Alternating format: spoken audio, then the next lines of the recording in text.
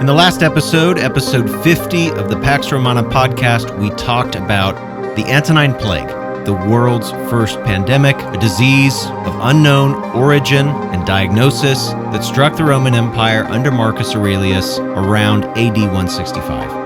I mentioned in that episode that it's not as though the pandemic was the sole cause of the end of the Pax Romana. In fact, it was just one of many factors. I want to spend some time now looking at some of those other factors. Today, I want to talk about something that is so basic, so elemental to the prosperity of any society, that it is easy to forget and take it for granted. And that is the food supply. And what's especially interesting about the food supply is that it started to go badly well before the end of the Pax Romana. We'll talk about what happened on this episode of the Pax Romana podcast.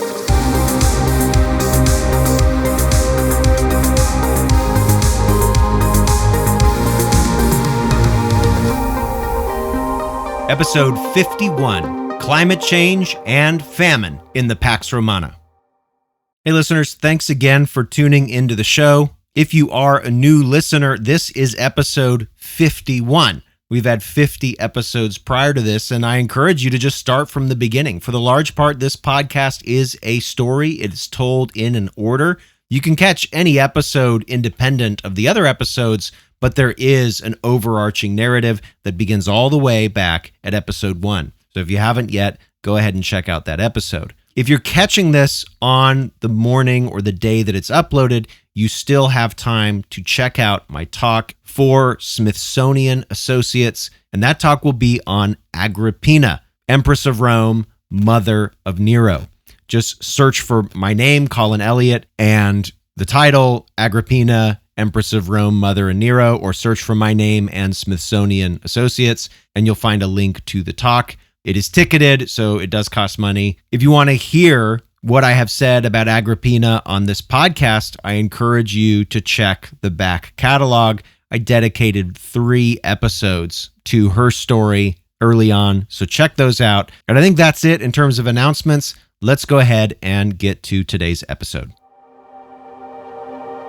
The economy of the Roman Empire was heavily dependent upon agriculture, and in turn, agriculture was heavily dependent upon climate. Rome enjoyed some important agricultural technologies, for sure. Water wheels, for example, being among the most important, but also forms of irrigation, sophisticated crop rotation systems, and even types of crops that were fairly robust. All of these things still could not combine to liberate the Roman Empire from their climatological context in the way that we see technology doing this in large part today. And so it matters whether some parts of the Roman Empire were receiving the amounts of sunlight and precipitation that enabled them to produce. And as it turns out, well ahead of the Antonine Plague and the years which we identify as the collapse of the Pax Romana, decades ahead of that, in fact, there were some signs in the Roman climate and in the food system that should have been cause for alarm, but those indicators were largely ignored. In some ways, Roman officials probably were not even aware of the problem. And so even during the best years of the Pax Romana, the Roman Empire was already marching towards a very different fate in just a few decades. Cereal crops were vitally important to the Roman system. Wheat, barley, and other cereals were staples both for the diet of many people, but also for animals. By the time Marcus Aurelius and Lucius Verus took over the Roman Empire in the AD 160s, there was a kind of hierarchy in the food system.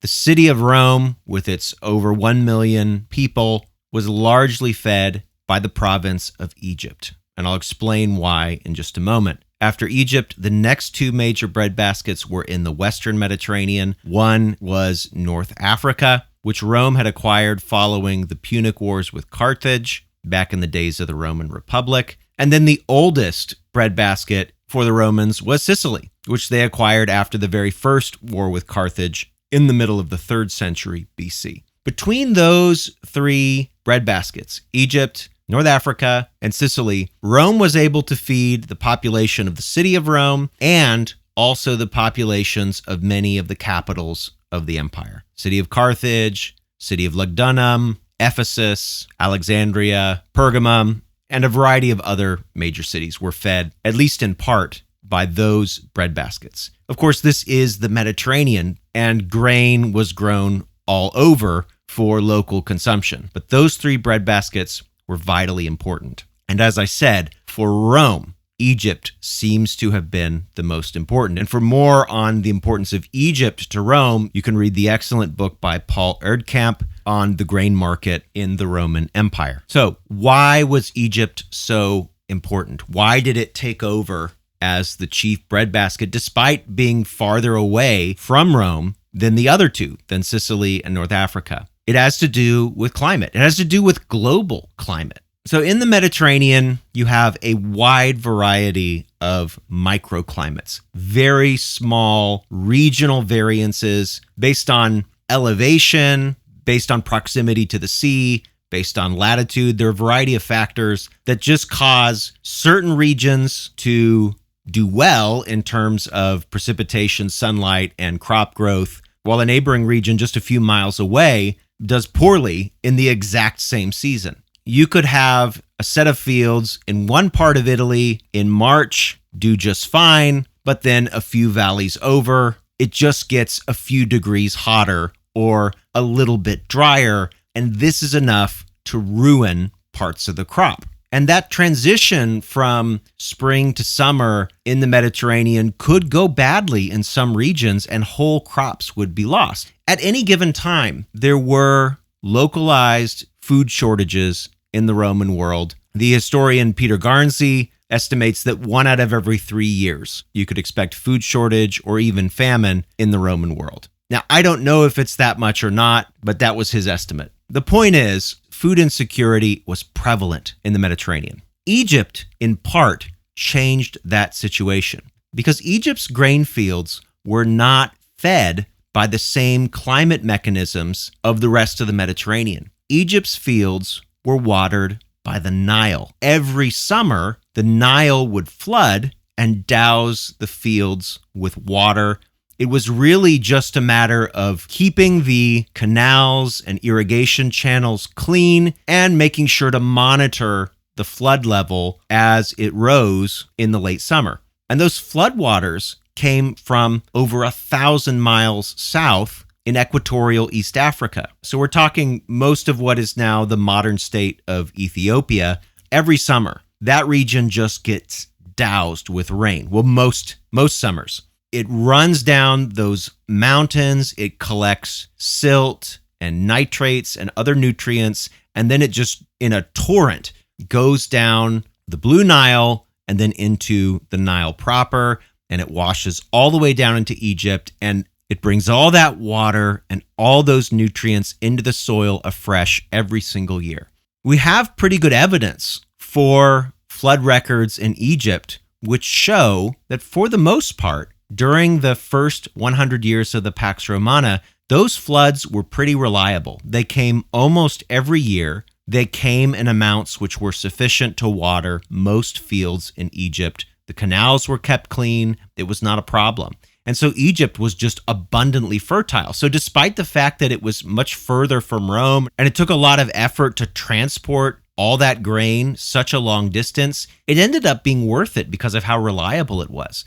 And the Roman state helped do this by means of exercising state power. So the Emperor Claudius and the Emperor Trajan, I mentioned this on the podcast, and the Emperor Antoninus Pius all invested in the ports in Italy. And that was largely to accommodate larger and larger grain ships coming from Egypt, full of Egyptian grain.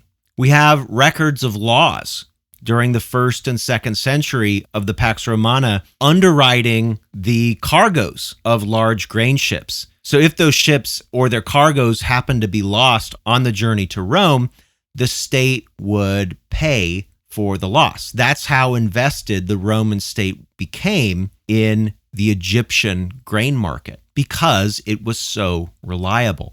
Now, it's interesting, and I detail this, and you can see the charts in my book, Pax Romana, mostly in the 2nd chapter of that book. I'm sure that if you look at the 2nd chapter on Google Books, if you don't want to buy the book, you can probably find them there. You don't have to buy the book. But if you look at charts of proxies for the ancient climate, and by that I mean things like tree rings. We can measure the tree rings each and every year of very ancient trees, and we can determine years of good precipitation and good sunlight and years in which there were far less of those things.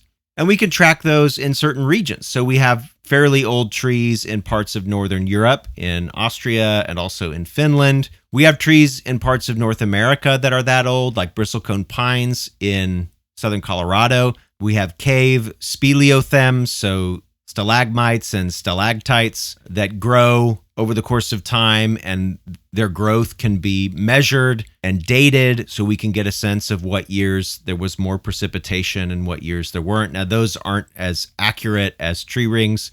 Paleoclimatologists have also drilled cores like they do out of the ice in bogs and lakes, and you can measure the pollen that fell at the lake bottom every year and get a sense as to how much growth there was in the wildlife in the area around the lake, and therefore roughly how much precipitation and sunlight there was. So there are a lot of ways to measure climate over the course of many, many thousands of years. And what's interesting is that several of these proxies that have connections in some way to the climate of Egypt and the degree of rainfall that would have contributed to the Nile flood, for example, what we see is that around the 150s, there was a noticeable change. And so Egypt, which had been reliable for generations, suddenly became less so. And it didn't matter whether the emperors continued to underwrite the ships.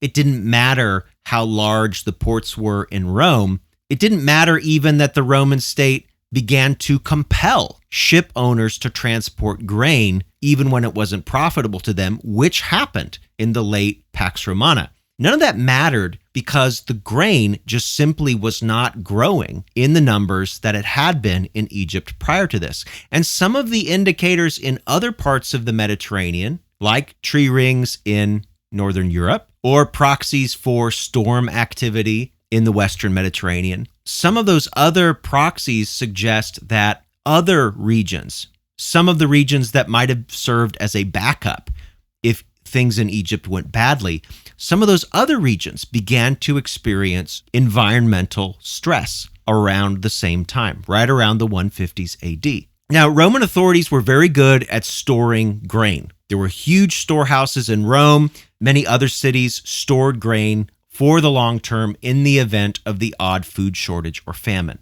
But the problems that began in the 150s were much longer lasting than any that had occurred before. Based on the evidence that I looked at for my book, the period of low rainfall and likely low agricultural production in Egypt and other parts of the Roman Empire appeared to last 20 to 30 years. Now, that doesn't mean every year was bad.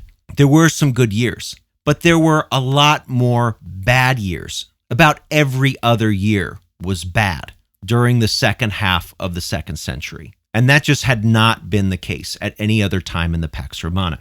Now, there are some consequences to such a big failure in the food supply. One, of course, is malnutrition. People in the cities that were very dependent upon imports of grain from other parts of the Roman world, those people suffered. And of course, malnourishment is correlated with lower levels of general population immunity, making people in the cities that suffered the most during this period more susceptible to diseases, including the disease responsible for the Antonine plague. So that is one consequence. Another consequence is, in order to supplement the grain supply, it may have been the case, and we don't have much direct evidence for this. This is partly my own speculation. But in order to compensate for the reduced productivity of the grain supply, Roman authorities may have redirected, perhaps through compulsion, existing resources that were being used for other things, like quarrying stone, like mining metals, transporting timber, producing and distributing other goods in the Roman economy. those resources were likely redeployed for dealing with the grain supply. One of the places I think we see this happening is under the Emperor Commodus, Marcus Aurelius' son. He deploys a bunch of large ships to Africa to regularly transport grain. Because by the time that he's emperor, everybody realizes that Egypt simply is not going to produce at the levels that it had been before, and something else needed to be done. It's interesting that we have quarry stoppages, mine stoppages, massive reductions in shipwrecks at this time, suggesting lower volume of shipping in the Mediterranean in general. Some of those phenomena are no doubt a result of deaths from the Antonine plague, but it's probably also the case that the economy of Rome in general is under strain and is simply producing and distributing far less than it had just a few decades earlier. But then, of course, what grain are these resources now transporting? Because again, Egypt is not producing as much. Well, what's probably happening is taxes in kind, that is in grain, not in money, but taxes in crops, are being extracted more ruthlessly in the rural parts of the Roman Empire. And suddenly small-scale farmers that normally just fed themselves and then used their extra to pay taxes were being squeezed to the point where they could not produce, not only for the state, but not even for themselves. They may have had to sell or abandon their land because they were facing starvation. They could not grow the food that they needed to eat, let alone the grain that they needed to pay taxes. And so they fled into the cities looking for a handout. But of course, the cities themselves were already under strain because their bread baskets were failing as well. So you can see already that food supply and climate are perhaps even more fundamental than disease, and certainly would have worked in combination with disease to create serious problems in the Roman Empire. And as we'll talk about next time, the Roman Empire was not the only place that was affected by these changes in climate. To the north of the Romans, the Germanic peoples of Northern Europe, with their nomadic lifestyle, also found life harder as the climate began to change. And so they too migrated and moved down into the Roman Empire, causing the outbreak of a major war, the Marco-Mannic War. And we'll talk about that conflict and its monumental impact on the Pax Romana on the next episode of the Pax Romana podcast. Thanks for listening to the Pax Romana podcast. For more information, including a list of primary sources and further reading, check the show notes. Music by Red Productions and Exocor. Follow Professor Colin Elliott on X at ProfCPE or email colin@paxromanapodcast.com. Listen to more episodes on Spotify, Apple Podcasts, or just about anywhere podcasts are available. Stay tuned for the next episode of the Pax Romana podcast.